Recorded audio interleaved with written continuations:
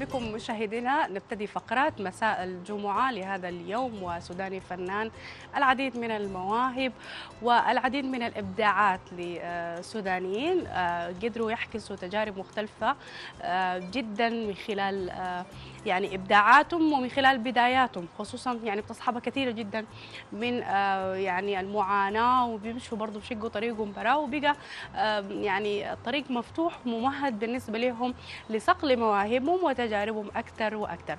اليوم سعيدة بالباشمهندسة شهد أمبابي، مهندسة معمارية وفنانة تشكيلية وأيضا مصممة ثياب سودانية. مرحبا بك كثير. دائما بنبدأ مع الناس نشوف بداياتهم كيف. خلينا نبدأ معك من الأول، من بداية الموهبة بتاعتك كمهندسة وجواها في لخبطة كده بتاعت فنون مختلفة، بداياتك. طيب، بسم الله الرحمن الرحيم. أول شيء أترحم على أرواح الشهداء. ثاني حاجة، بالنسبة لي أنا من طفلة كانت عندي الميول للفنون دي. بحب أرسم، بحب أغني، وبحب أكتب شعر. كنت ميالة للفنون يعني أكتر حاجة. من سنة أساس كده يعني كنت بديت أرسم وأجيب ألوان زيتية. كنت بشوف أعمال فنانين سابقين وبدأت استلقط يعني الألوان وأجرب كده وكده، حتى بعد ذاك بقيت بتمرس أكتر وعجبتني الحاجة، فبقيت برسم اللوحات السريالية واللوحات التجريدية، وتعمقت أكتر في الحاجة دي. لما جيت في الشهادة السودانية عشان أمشي الشهادة الثانوية عشان أمشي للجامعة، اخترتها هندسة معمارية، مع إني كنت يعني حابة أخش الفنون الجميلة وكده، لكن مع الأهل قال لي أحسن لك الهندسة، تشبه الفنون وكده، تسقني موهبتك وتمشي في المجال الهندسي. أنا دايرة أجي فسي مع الأهل دي طوالي مباشرة. ليه دايما الأهل بيختاروا يعني خيار الطب الهندسة، أو زي اثنين مع بعض كده ممكن يكون يعني قريبين أقرب لهم يعني. وبنفس الوقت الفنون كان ممكن تمشي فيها أكتر لأنه في اختلاف ما بين الفنون وما بين الهندسة المعمارية، صحيح؟ صح. والله من ناحية سودانيين، ومن الناحية العقلية ومن الناحية السيكولوجية، دائما الأهل يعني بيبحثوا عن الطريق السهل المعروف، الناس كلها مشته والنهايته عنده نتيجة إيجابية. بيخافوا يسلكوا يعني طريق متعرج أو طريق بتكون فيه مخاطر، فعشان كده عندهم كده أساسيات إنك يا هندسة يا طب يا كده. فالأهل زي ده بيكون يعني شوية تقليديين أو شوية يعني متعصبين، لأنه بيخافوا يعني في الأخير على أبنائهم. طيب، وأكثر حاجة أقرب بالنسبة لك كانت شنو؟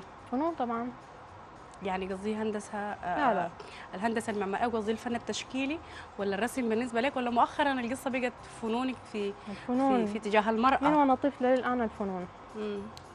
الفن التشكيلي مش مختلف؟ الفن التشكيلي أنت بتعبر بدون قوانين. صحيح. والهندسة قانون، هندسة بمقاسات.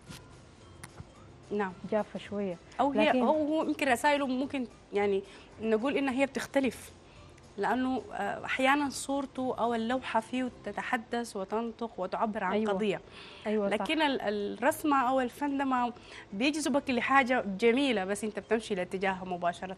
الفنون الجميلة قصدك؟ أيوة. يعني يعني أي لوحة فيها رسمة جميلة أيوة. أو كده. يلا، ما الفنون دي ما علم، عرفتي؟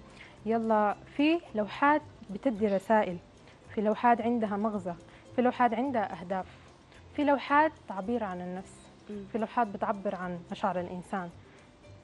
بتلقي الكده وبتلقي الكده. منو من أهلك دعمك أو وقف معك؟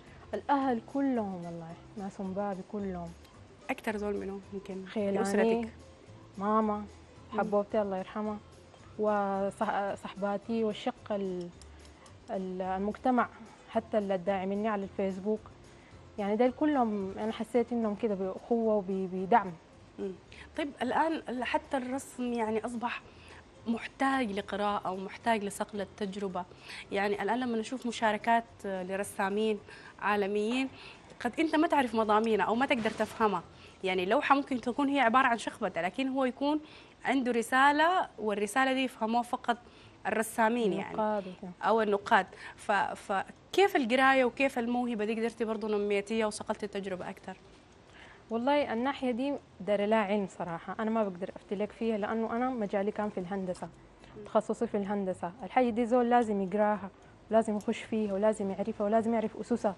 لا أنا ما هي زول بينقد، صحيح ما هي زول، ممكن هي زول يجي يتفلسف وكده، لكن النظرة الصحيحة بالعلم وبالإثقال بالدراسة. نعم.